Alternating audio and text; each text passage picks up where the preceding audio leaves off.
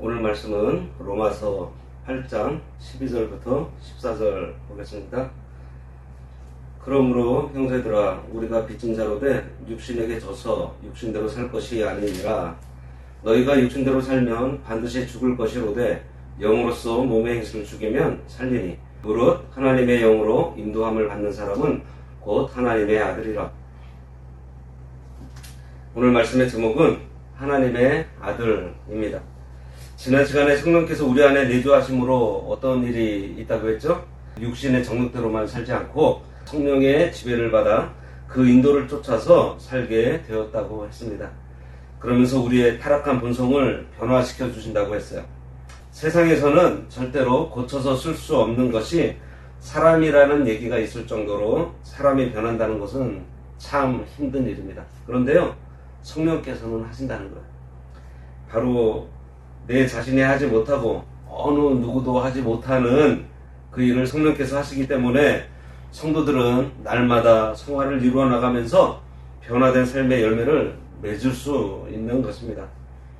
빌립보서 4장 13절에 보면 내게 능력 주시는 자 안에서 내가 모든 것을 할 수 있다라는 말씀이 있어요. 어떤 사람은 이 말씀으로 하나님께서 능력 주시니 그 능력으로 부자가 되겠다고 하는데 이 능력은 그런 데 쓰라고 주시는 능력이 아닙니다.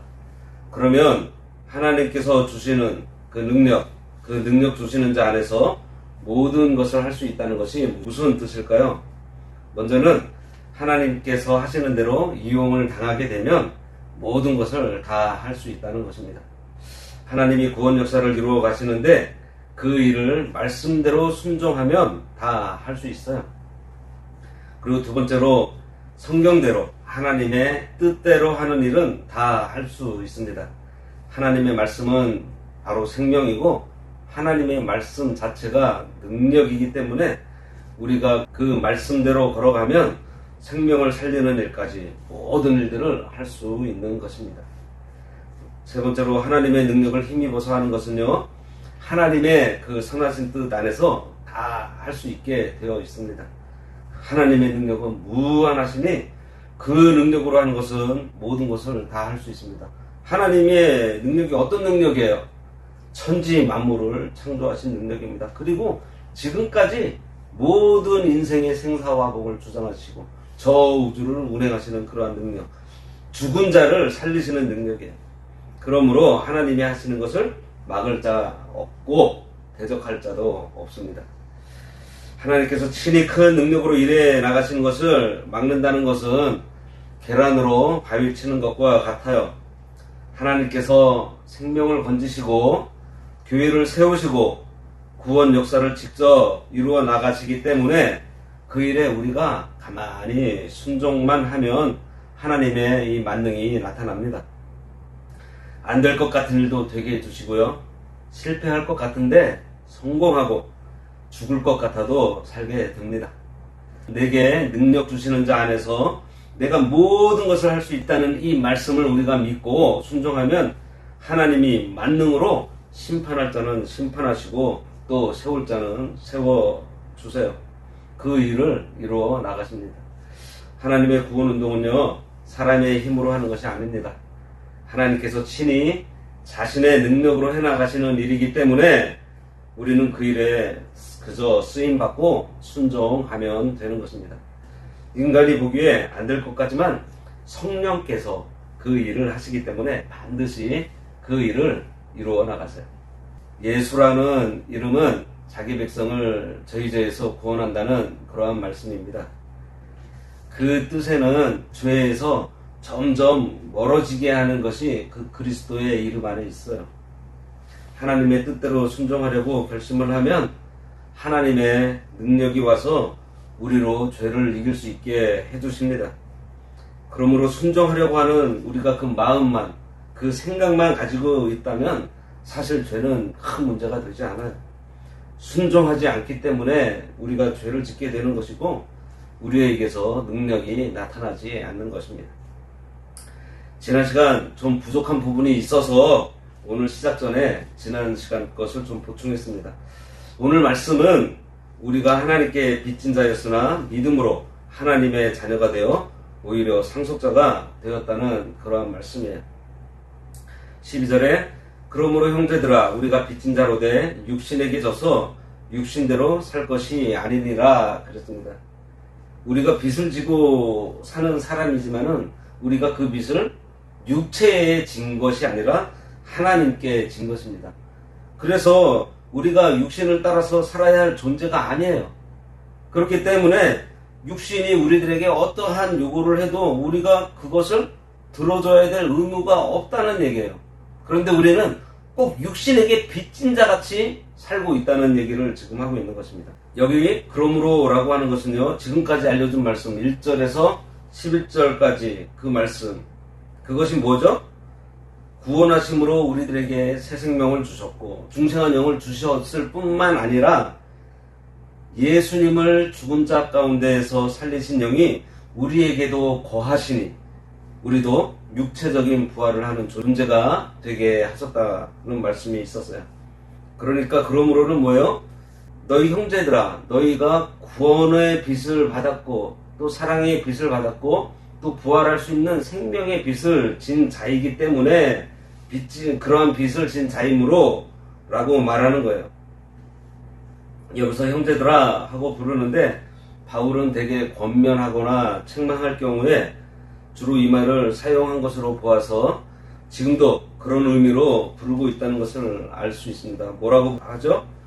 우리가 빚진 자로 돼. 이것은 성도들이 성령의 인도를 따라서 사는 가운데 하나님을 섬겨야 할 의무가 있다는 것을 말해요.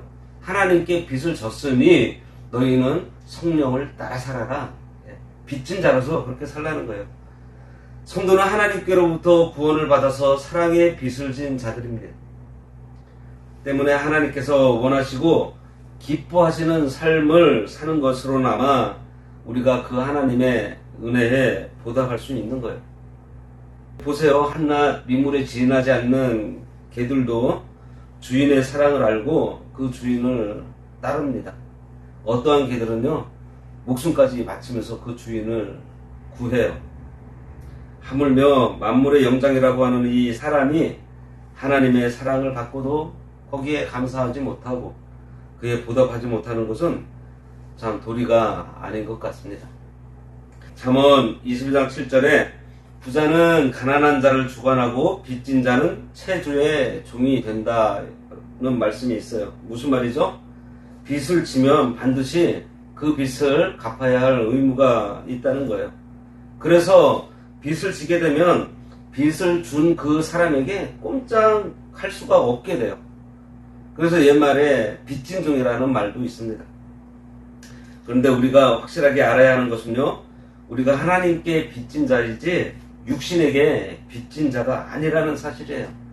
그럼에도 불구하고 육신의 빚진 자같이 우리가 생활을 하는 그 모습을 보고 지금 바울이 이 얘기를 하는 것입니다. 성도는 육신에게 빚진 자가 아니기 때문에 육신의 요구대로 따라서 살 의무도 없고 이유도 없어요. 그런데 왜 너희는 그렇게 육신을 따라 사느냐, 이 얘기를 하고 있는 것입니다. 따라서 육신이 어떠한 것을 요구를 하더라도 그것을 들어줘야 할 의무가 우리 성도들에게는 없어요. 우리 성도는 예수님께 은혜의 빚을 졌고요, 사랑의 빚을 졌고 또 구원의 빚을 졌기 때문에 그리스도를 위해서 그 선을 행하며 사랑하며 살아가야 될 의무가 있을 뿐입니다. 또 성도인 우리는 하나님께 영혼의 구원의 큰 빚을 졌습니다. 하나님의 자녀된 자는 이 사실을 깨닫고 있어요. 그리고 느끼고 있습니다. 그 빚을 갚고자 하는 그 심정을 갖게 돼요.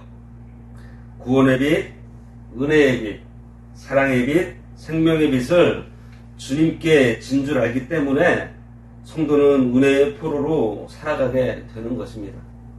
이러한 영적인 부담감 가지고 계세요?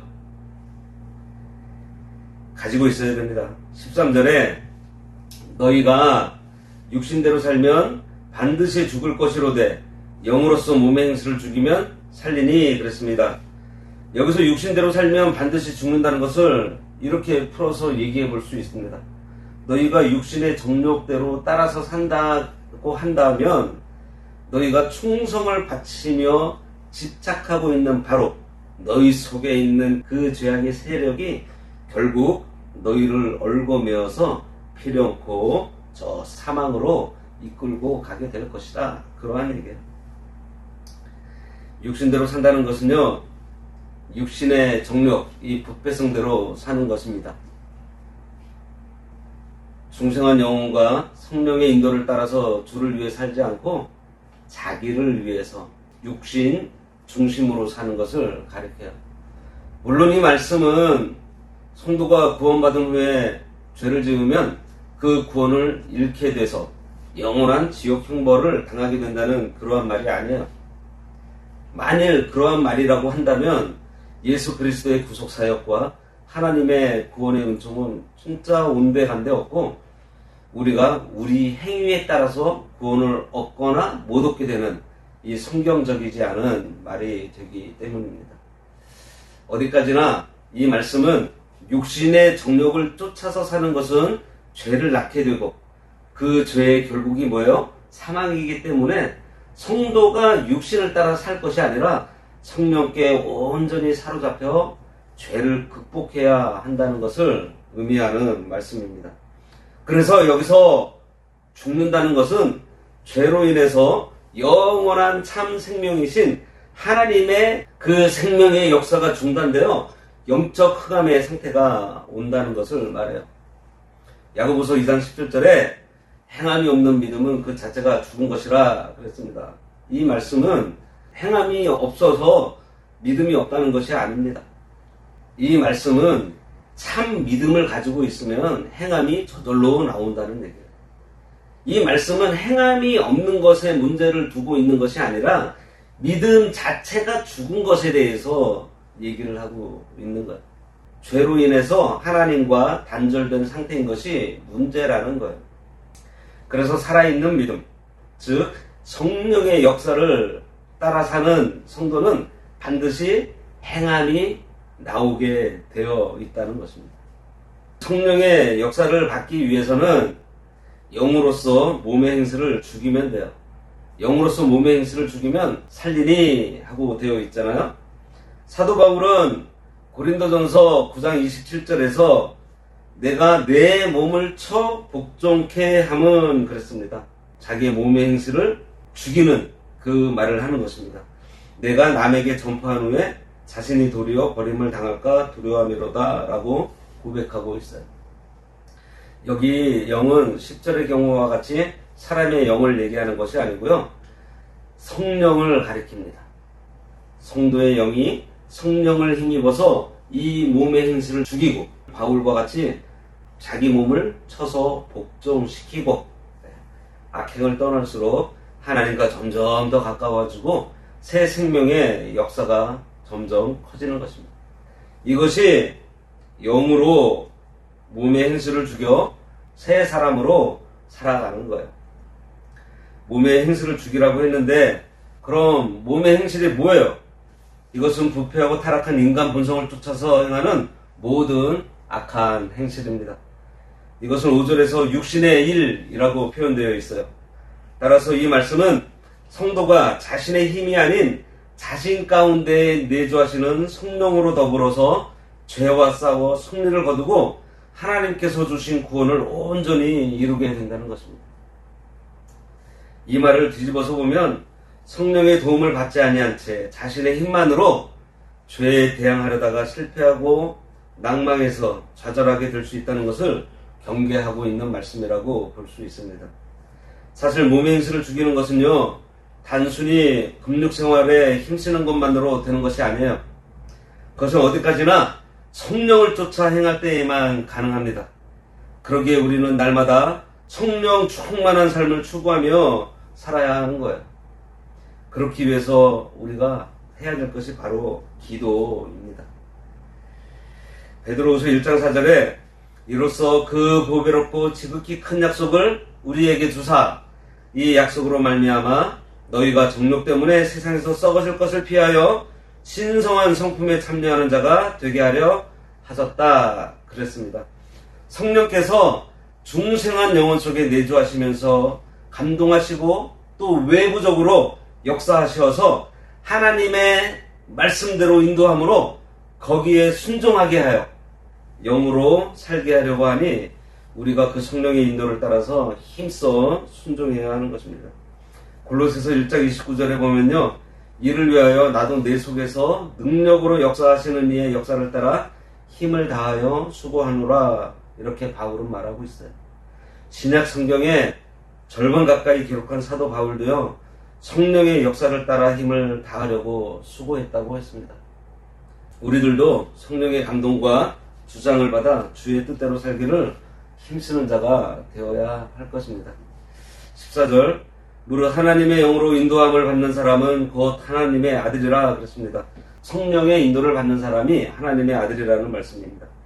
요한복음 1장 12절에 예수를 영접하는 자, 곧 그 이름을 믿는 자들에게는 하나님의 자녀가 되는 권세를 주셨다고 했어요. 따라서 하나님의 아들이 되는 것은 어디까지나 믿음이고요. 이는 동시에 우리 안에 내주에 계시는 그 성령의 인도를 받게 되는 것을 말합니다. 이 성령의 인도를 받는 사람이 하나님의 아들이에요. 그래서 성령께서 끝없이 성도인 우리들을 이끌어 주십니다. 중생하지 못한 사람은 이 성령의 인도, 아니 성령의 간섭조차 받을 수 없어요. 아무리 잘못 나가도 성령께서 책망하거나 권면하시는 일이 없습니다. 그러니 결국 파멸의 길로 점점 빠져들고 마는 거예요. 그러나 성도는 성령의 인도를 받아 순종하면 육체의 일을 따르지 않게 되고요, 영의 일을 따름으로 하나님의 형상을 이루어나가며 하나님의 아들로서 하나님을 기쁘시게 하는 삶을 살게 되는 것입니다. 기도하겠습니다. 하나님 아버지, 육신에게 빚도 지지 않아 놓고 우리는 육신의 빚진 자같이 살 때가 너무나 많이 있습니다. 하지만 우리가 믿는 그 순간 성령님께서 우리 안에 내주해 계시고 그 성령의 인도를 따라서 저희들 살게 해주시니 저희가 그 성령의 인도를 따라 순종함으로 하나님을 기쁘시게 하는 하나님의 자녀로서의 삶을 살아갈 수 있도록 늘 붙들어 주시고 강권하여 주시옵소서. 예수님의 이름으로 기도드리옵나이다. 아멘.